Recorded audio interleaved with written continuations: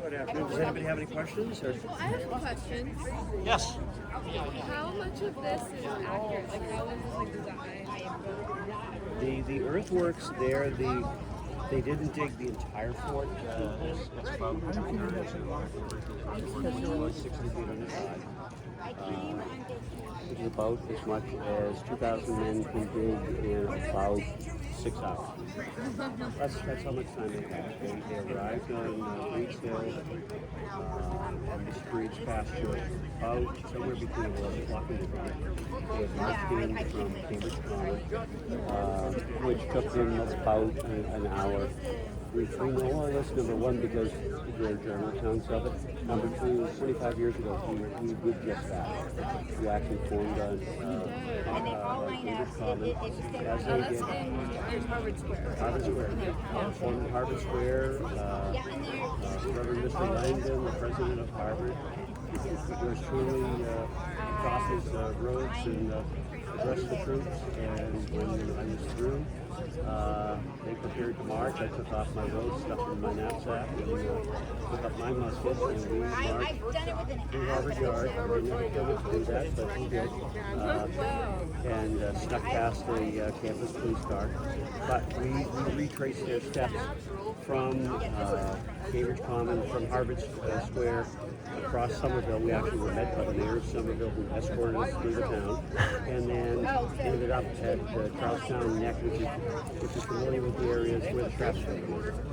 That is one end, and then it's from there up to Bedford Street, about 100 yards. There was a causeway that was about 50 feet wide, about 100 yards long. And we retraced their steps, even down to unwittingly recreating going down one street and then going up another street, which we found that's what they did when they bypassed Bunker Hill. And we ended up on Breed's Hill. In our case, at 11 o'clock at night, there's a gigantic monument with flags sticking off it. So it's amazing. You would think that should be easy to find, but you're hemmed in by all the houses, so it's not that easy to find. Yeah. When was this? This was in 2000. Okay. 25 years ago, we recreated the Battle of the March to Bunker Hill of Prescott's troops. But in terms of accuracy, the men are dressed and equipped as they would have been in 1775, based on what we know about various militia companies in Massachusetts, where they were Massachusetts, New Hampshire, and some Connecticut men. And militia laws in all three provinces were pretty much the same. They're not in uniform. They're dressed like citizen soldiers. They're militiamen. They have all, in Massachusetts, they have enlisted to serve until the end of the year. If you're familiar with Battle Road, when the end of Battle Road, the British Army has been chased back into Boston by way of Charlestown. Okay, now what do we do? They had troops, because when the alarm went out, it didn't just go west to Concord. It went in every direction, counterclockwise arc, and ends in Braintree, Weymouth, and Hingham. I'm from what was historically the town of Braintree. We got the word about 9:30 in the morning. Our alarm post was to go towards Roxbury Neck, the southern entrance into Boston. Yep. So this was the Battle of Lexington. The Battle of Lexington ends up, at the end of the day, they have an entire besieging army of 12,000 men encircling on a 60-mile arc around Boston. And they don't know if the King's troops are going to try to come out, break out. They can come out at Dorchester. They can come out in Charlestown. They came over the Charlestown Neck because there you had the Royal Navy in the Mystic River and the Charles River. They could cover the retreat of the British troops better than anybody else could. So once the King's regulars are properly across, they just start a crossfire across the causeway so that nobody can chase them. And then they're safe. Once they know they're safe, bring fresh troops across to guard the Charlestown Neck and they evacuate the men who had marched all day back into Boston. It sits empty. Nobody has the presence of mind to go and fortify that hill, which is going to dominate Boston. If you can mount, same as they did 9 months later, or 9 months later in Dorchester. Yep. The plan was you hold the high ground with heavy guns, you can dominate, you can force the British out of Boston, or vice versa. They can then dominate part of the countryside, expand their reach. British were more reactive than proactive. The Americans tried to be more proactive, and so the plan was they were originally going to go fortify both Dorchester and Charlestown because they had limited stocks of gunpowder, cannon, and men. They opted to go to Charlestown first, and the Americans, the military. The Provincial Congress, General Amos Pollard is the commander-in-chief of the New England Grand Army. The United Army of New England, which is Massachusetts, Rhode Island, Connecticut, and New Hampshire. We haven't brought anybody in yet from any other provinces. We haven't brought anybody in from New York or Pennsylvania. That will come a month later, after Somerville, when George Washington comes up as the new commander-in-chief of the Army of the United States. But at this point, it's largely a New England Army. It's largely a New England fight. So the plan is, let's see if we can get cannon up on Charlestown Heights, and we can then, good part there is you can then fire your cannon down on the warships in the harbor and perhaps drive them off. The Royal Navy has trouble responding because they're designed for ship-to-ship fighting. They're not designed to shoot bombard the cannonballs land. up a hill, a couple 100-foot hill. So the problem was they literally had to take some of the ships, move them around, and process known as heeling. They had to shift ballast, so the ship. So that the seaward side is heavier and the ship leans. So you had to literally tip it like this, and then carefully. All right, remember where your foul partner is, all right? You're exactly there. So literally, have to turn the ship on edge slightly, and then you have to be very careful so you don't cause the whole ship to keel over and capsize. Because those guns are pushing backwards against the side of the ship when they fire.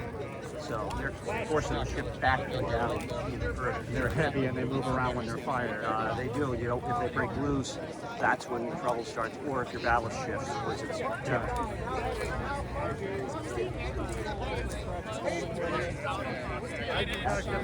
Absolutely. But they inflicted such heavy casualties. General Howe, when the HMS Lively, when their sentries could hear the scratch and the scraping sound of picks and shovels up on the heights, creating spyglasses, is one of the two things. One of the biggest ground guard leaders was descended upon Charlestown, or 2,000 men I think before the top of the day. In either case, you got to scare it off. Problems. So they started firing. They had some lighter guns which they could put blocks underneath the elevator.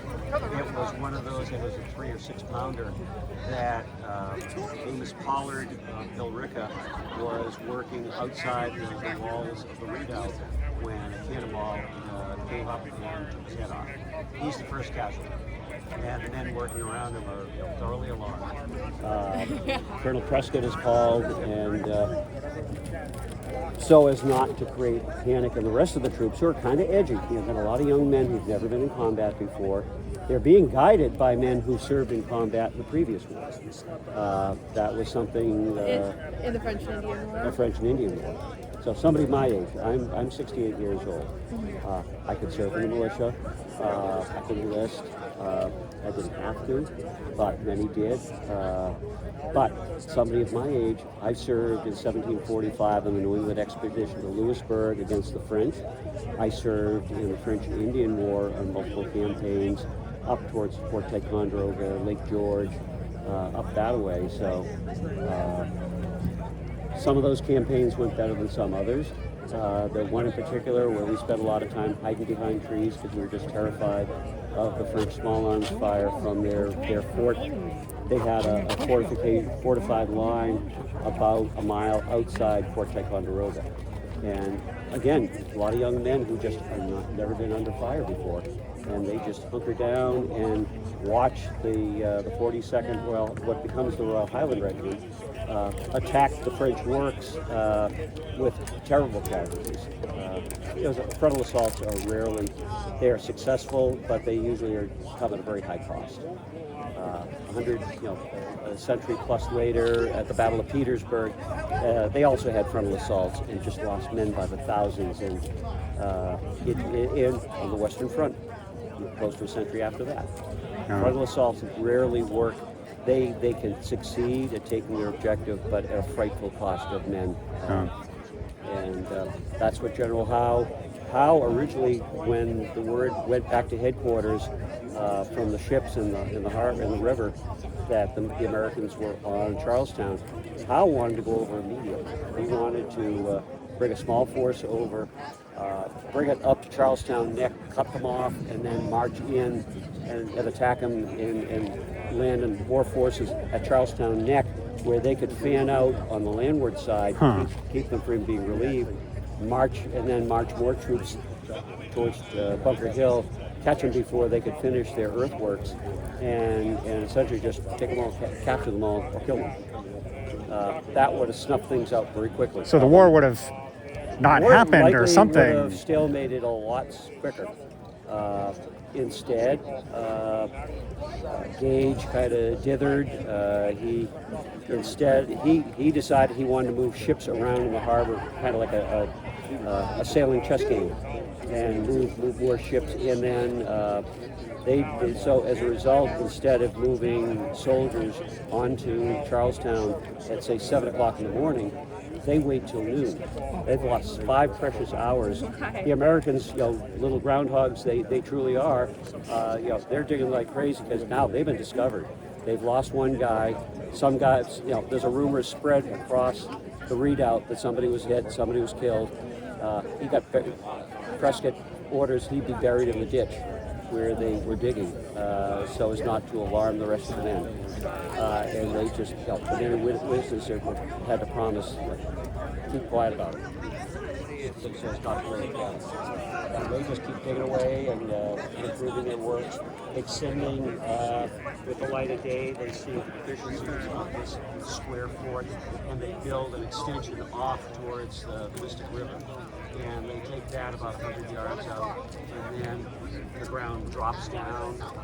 Then the Charlestown drops downhill, and then there were fence line about 50, 60 yards back of this extended earthwork, and that dropped down to the beach where Colonel Knowlton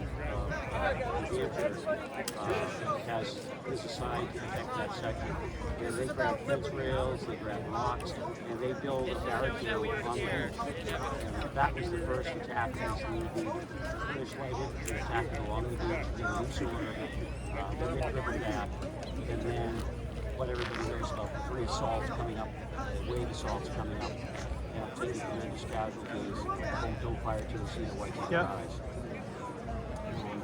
So that, and they attack, they fall back, regroup, attack, fall back, regroup, drop their packs, clean them up and lighten them up. A beastly hot day. You know what kind of weather we had on Thursday? That's the kind of weather they were fighting under. And getting long uniforms, about 50 pounds for putting on their back. And so, drop their packs,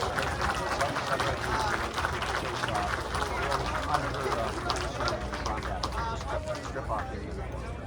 But the final assault, the Americans, meanwhile, they kept up, as one British officer noted, kept up a smart hot fire. They got the second assault got as far as the ditch, and he said they were firing on us in the ditch and drove us back until at length we were forced to quit and retreat back about 100 yards, which effectively takes you more or less out of musket range. Okay. Musket has an effective range of up to 200 yards. But for aim fire, it's more like 100 yards for the average soldier, because the musket, he says, reaching in his pocket. Round lead ball, 1 ounce ball. This is a 69 caliber ball that is going in a 75 caliber musket barrel. The reason it's so much smaller is because the black powder we use we're firing using paper wrap cartridges, and inside that you would have the ball at the bottom, then a measure of powder sufficient to propel the ball out, and a small amount that's going to go in a can attached to the side of the barrel.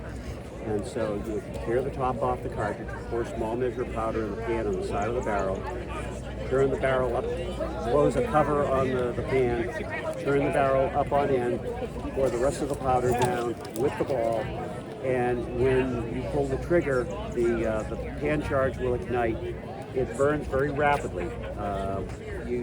Essentially using a flint and steel to set it off. A lot of stuff can go wrong, a lot of stuff will go right, but when it goes off, the powder burns, leaving residue coating the inside of the barrel. If the ball were sized close to the diameter of the barrel, it would get seize. 2 or 3 shots off before the fouling, as it's called. The cake down buildup on the inside of the barrel gets so thick, you can't push the ball down the barrel anymore. That's why they keep it so much smaller. And literally, the first couple of shots will literally rattle out the barrel. They've actually, modern technology, they've actually mic'd up a musket barrel when they fired it the first time. And literally, when you slow that way down, because that ball's coming out the barrel a fraction of a second, but you literally can hear the ball rattle as it bounces 1, 2, 3 and out. And that must have hurt accuracy. It is. It will. If the first couple shots are wobbling, it's got a killing range of 200, 250 yards. It's still got momentum enough. Sure. For aim fire, its lethality is probably 50 to 100 yards. On most European battlefields, they would start opening fire at 100 yards down to 50 yards. Beyond that, you're in more or less point blank range. That's when they close with bayonets. Because you can close at a quick march, you can cover about 30 paces in about 5 seconds. So if they could shoot like 200 yards, why did they wait until they could see the whites of their eyes? So they don't want to miss. The powder was scarce, and so they had to make every shot count. And you don't want to throw away, if you only have, this cartridge pouch only has room for 21 cartridges. They only had 15 or 16 in each man's pouch. So you're going up there, you're going into battle underarmed. So you are, you have to you're taking a big risk. You've got to allow them to get close enough so that every shot hits home. Every shot is going to hit a British soldier. And the only way you can do that is wait until they get within approximately 30 yards. Essentially, the other side of that readout is when they start shooting. So the distance between And the British soldier is